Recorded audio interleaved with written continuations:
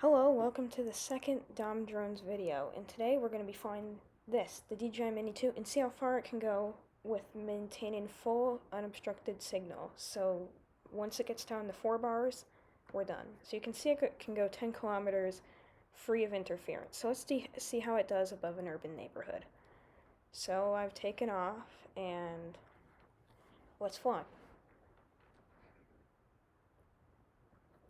So beginning the flight, you can see that I am keeping pretty low. I don't like flying too high. And currently I have it in normal mode, so not sport mode. I'm going to continue gaining speed. Right now in normal mode, I'm only kicking about 22 miles per hour, but I'll switch into sport mode soon. So looking at the flight, you can see that we are almost at 1,000, and now we have passed 1,000. And the drone is already beyond 1,000 feet, which is pretty impressive in itself. So yes, I am flying over the road, but I'm working to dodge vehicles as the road isn't extremely crowded, and I don't want to be flying over people's property.